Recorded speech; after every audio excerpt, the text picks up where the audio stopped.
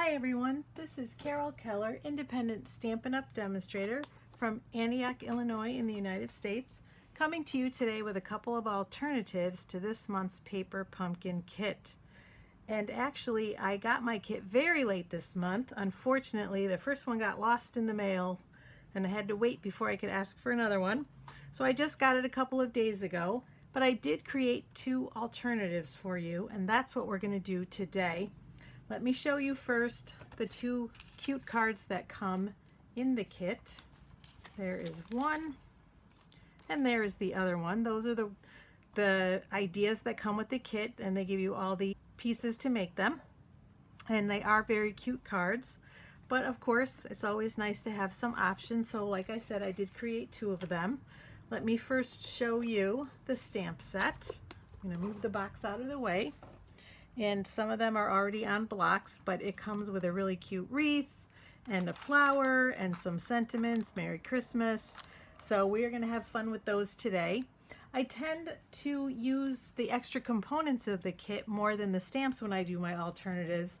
But actually this month we used the components almost pretty much up on the 8 cards, so I made it my mission to use the stamps. So here is the first alternative that I did, and I really have been not looking around very much, not wanting to get ideas, wanting to make this completely my own.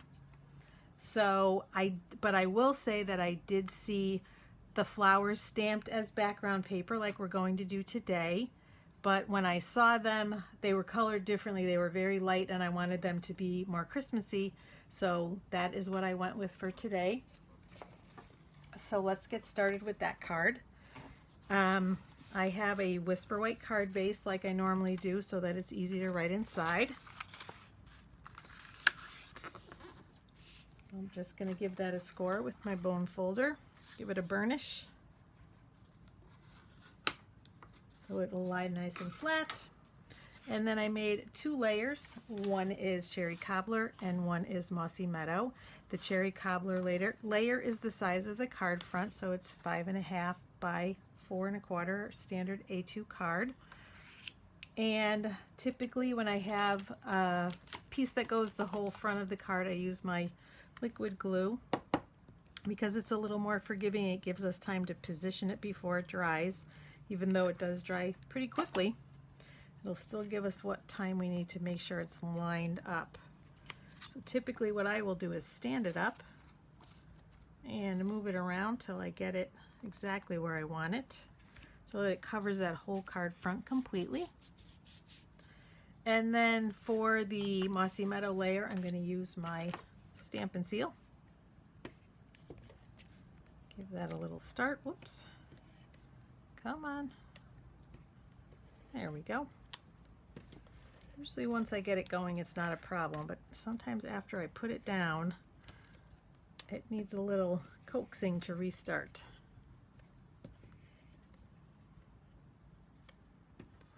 And there we go.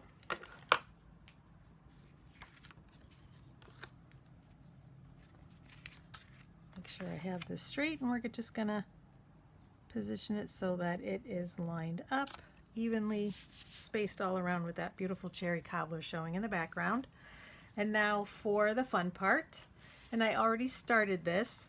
So the first thing I did was just take that flower stamp and stamp it randomly. This is actually a scrap of paper from here. As you can see, there are some marks from where I colored on that one and then cut it off, but it's not going to matter because this piece is too large and we're going to cut it down after we color it. So I'm just going to show you how I did that. You always want to have paper underneath because it does bleed through the back, and not usually onto the paper, but sometimes, so we always want to be cautious and careful about that. So I did most of them, as you can see, but I wanted to show you the process that I used. I used the light and dark Cherry Cobbler, and I used there's a brush tip and then a pointed tip, and I used the pointed tip for just about everything today. And all I did at first was give those darker spaces some definition and just kind of went around and made sure I covered all of them. It's pretty quick, and so it's not going to look very wonderful for this first layer, but it's not going to matter because we're going to pretty it up once we add each layer of color. And then I use the dark for the little berries. Just a few of those. And for the kind of inside layer of the petal, and a little bit of definition. And that's it for the dark. And then I grabbed my light cherry cobbler. And again, I used the more fine tip end. But for this one, you probably could use either. I'm just kind of coloring right up. And oh, I should say that I stamped it using my smoky slate rather than my Memento black ink pad. That's what I used to stamp the outline, my smoky slate. And I like that better because it gives more of a watercolor kind of look to it. It's not as stark and defined as the black would be, although you could use the Memento black as well. And I'm just kind of coloring, doing very quickly to show you. I really probably should have used the brush end for this part, but it still works. That way, when I get close to the edge, I know it's not gonna bleed out. And I may go back later and add a little bit of more color, a little bit more layers of color, but for right now, I just want to show you the technique that I'm using. And then for the center, I took my dark Daffodil Delight. And I love that little pop of color, don't you? That little pop of yellow in with the red and the green. And then I used my dark Mossy Meadow. And yep, that's the tip I want, just making sure. And I went over all the lines. So you can see it's kind of thick even though we have not even used the brush end. Oh, and I realized I forgot one little part of the light cherry cobbler, which was to color in this flower. So we'll finish that up. That looks better. And then last but not least, I just took light Mossy Meadow. Maybe I will use the brush tip for this. I'll go a little bit faster and just color in where it's left. And again, you can give it more layers of color, more definition if you would like to. But I just want to show you how easy it is to just lay on some color there. And that's it. There is our pattern paper that we just made. And I'm going to cut it down so that it is the size that I need it, which is 3 1/4 by 5. That's what it is. So 5 on the long end, and I think I will cut it down this way because then you have your option of which way you would like to cut it. Sometimes I cut off a little bit from each end because I feel like the color's better. I'm definitely going to trim down from this end because there's excess there, but I may actually do a little bit from each on this because I need it about there. Yes, I think I'm going to cut it here and then flip it around and take a little bit of off each end so there's more color kind of in the middle. So I need it at 3 3/4 inches, and I'll take out that big kind of white spot at the bottom. Yeah, I think that will work nicely. All right, now for the next part, before we put it actually on our card, is we are gonna put some ribbon around this piece before we adhere it. And what I did for that was I used my light Mossy Meadow blend on our, what's it called, metallic edge ribbon. And I wanted the gold. We have silver as well, but I wanted the gold because I thought that would be a nice complement to the colors that are in the card. And I'm just going to show you on the end how I did it. So easy. You take your brush end of the marker and lay it on there, lay down the color, and if you want to, you can do it on the back too, and that's it. You just it gives you beautiful, whatever color you would like, whatever color blend you have, and you can see it does bleed, and it will stay wet for a little while. That's why I'm just showing you the technique. I'm not going to color the whole ribbon because we need to put that aside and let it dry. So, of course, by the magic of video, I have one already colored, and that is right here. And it does stiffen up a little bit, but it's still super easy to work with. And all I did was tie a knot at one end. And again, I will say beware to make sure that it's dry before you use it, because I will show you a little secret on the card I already made where I had a little boo-boo. So I see it's not on my finger, so it's good. When I put this down, it wasn't dry, and there's actually a little spot under there where there is some color that should not be there. And in fact, I may go back and put a glue dot down to make sure that it stays in place. But we should not have that issue with this one. And I'm kind of putting it down a little lower than I did this one because I don't have a spot to cover up, thankfully. And I want to leave room for the tag, a little more room for the tag than I did. So I'm just going to grab my glue dots. I love to use my glue dots because they hold nice and strong. Just put one on each end. And you always want to pick it right up off the roll instead of putting it on your fingers, because it tends to want to stick there. So I'm going to lift it up. And I purposely put the knot more on one side, one end than another, and pull it around so it's pretty taut. You don't want any slack in it. And that's it. I'm going to use my snail, or my Stampin' Seal, because it's nice and strong. It's going to hold that ribbon in place and hold the rest of the cardstock. And onto the card front it goes. So you can see it's coming together very quickly. Just center that. And now all we have to do is the inside and the tag. And for the inside, I'm using one of the sentiments from the set that says, "Wishing you a very happy Christmas filled with fun and laughter." And I'm using cherry cobbler on the inside. And it needs a little bit of re-inking. So I'm going to move it all around my ink pad so that it's nice and dark. And I'll be re-inking later on. All right, we'll turn it straight. Love the photopolymer stamps because you can see right where you're stamping. Beautiful. So the inside is done.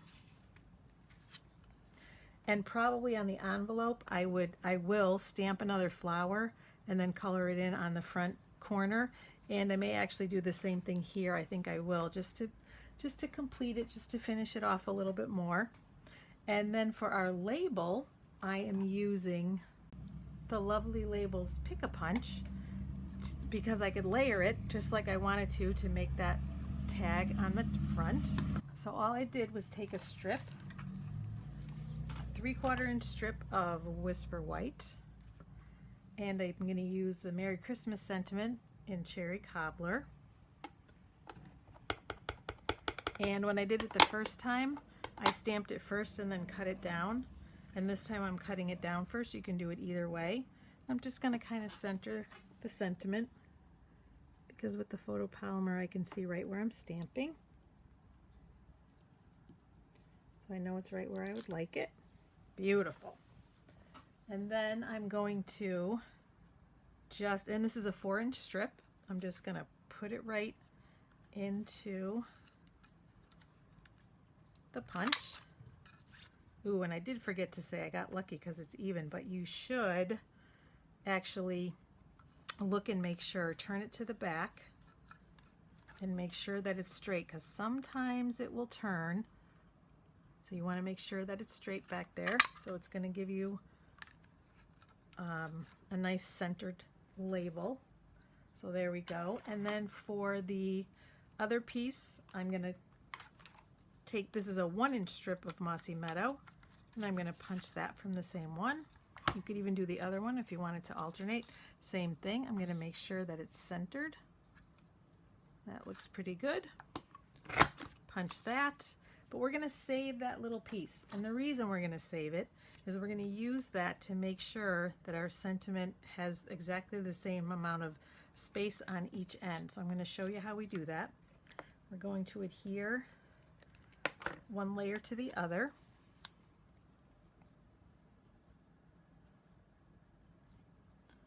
leaving about the same space all the way around. And then you use this piece to measure out. I want it to cut and leave about that much space.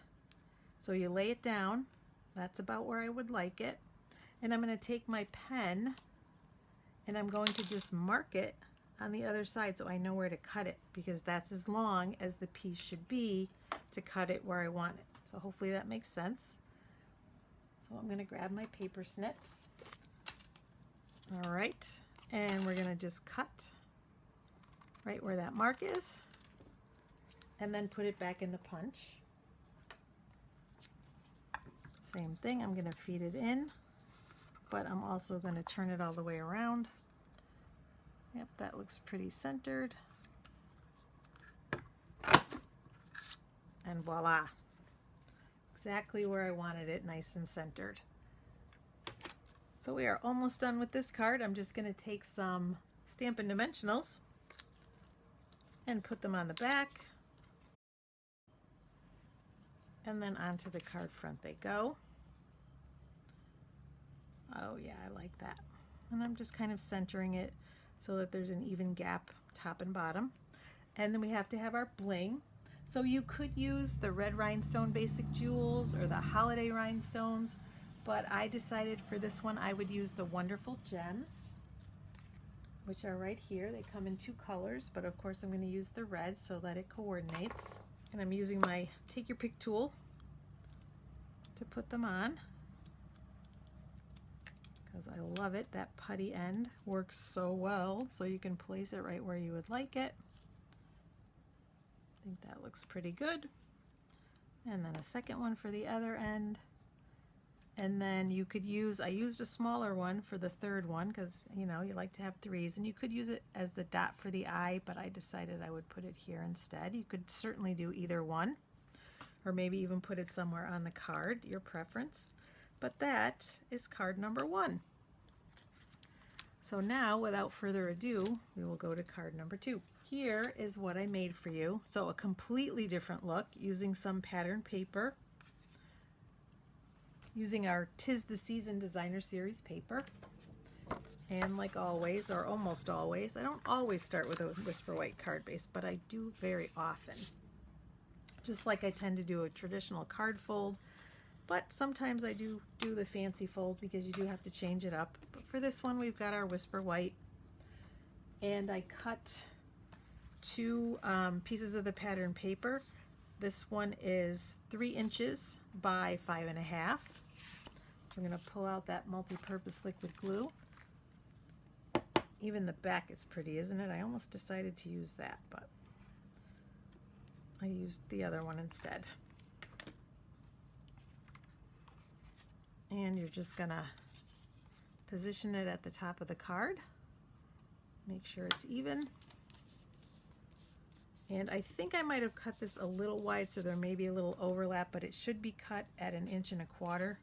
Yeah, it's teeniest bit of overlap, but that's all right. It's going to be covered with ribbon, and better to have it overlapping than too short, because that is harder to fix, especially if you're not putting ribbon on. But in this case we are, so it's all good. So yes, this one's 1 1/4 inches by 5.5 inches. And I'm just positioning it at the bottom. And again, I could use my liquid glue for that, or as you saw, my Stampin' Seal. As for the ribbon, I just wound it all the way around the back. So it's going to go, you'll see it when you lift up the card, but that's all right. I don't mind that at all. And what I did was I just overlapped it and then tied the bow. So that's what I'm going to do. I'm going to overlap it just a little bit. So I need my trusty glue dots again. And then where it overlaps, that's where the bow is going to go. So it will hide that. And I decided I wanted to put it off to the side. So we'll do it about there. And we're going to pull that piece around. And again, you want to make it as tight as you can. You don't want any slack in it. And I think I'm going to trim it just a smidge because I don't want it quite that far over.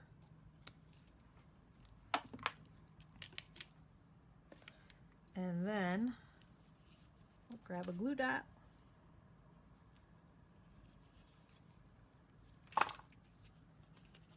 Give it a tug so again it's nice and taut. All right, and then I'm just going to tie a little bow. Don't be afraid of the bow, and especially doing it this way, it's easy because you're doing it separately. I can make it exactly to the size that I would like. Yep, I think that's pretty good right there. Play with it till it's just the size I would like. That is good.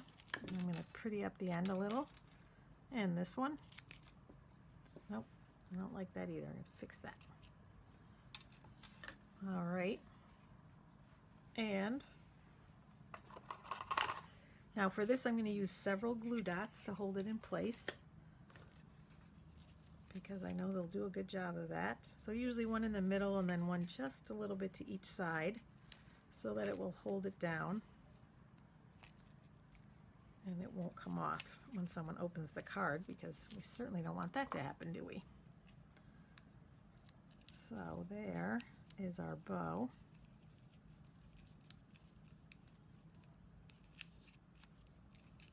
All right, and now last but not least, we're going to do the same thing. I'm going to use the same sentiment on the inside. So I'm going to pull that back in with my cherry cobbler.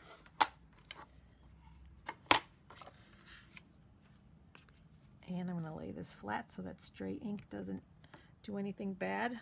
And on my table, I have a split in the middle. I want to avoid that so that it stamps nice and evenly, and it did. So now we just have to finish the wreath. The fun begins. So I have my little scrap of Whisper White. I believe it is 2.5 inches square, because our wreath is about 2.25 inches square. And that works out nicely because we're going to be punching it out after we finish stamping. So for this, I'm using shaded spruce because that's the color that's in the pattern paper, as is the cherry cobbler. So we'll ink that up and center it. Doesn't have to be perfect, we just have to make sure it's on that Whisper White.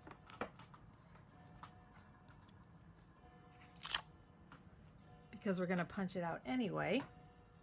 And I also put on the holly berries, which come with the set.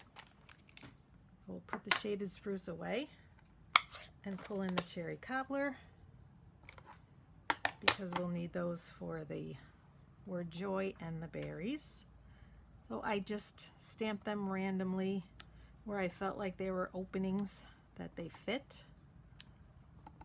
all the way around. So pretty.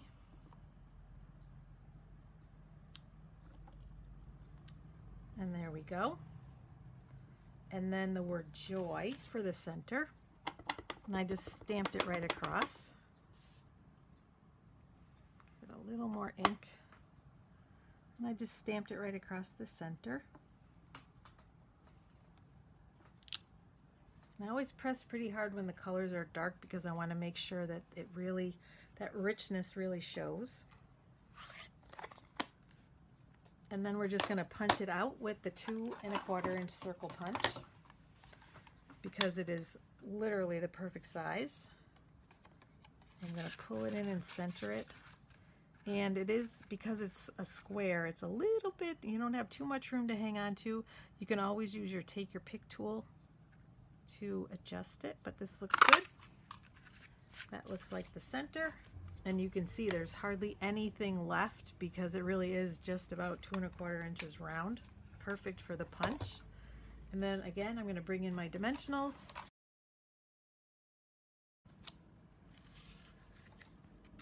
We just center it on the card. And there it is. Isn't that beautiful? I love it. And this one I came up with on my own because I kept myself, like I said, from looking at any of the alternatives online. So here are the 2 cards, plus the 2 that came with the kit. I hope you enjoyed them. Come visit me again soon. Bye for now.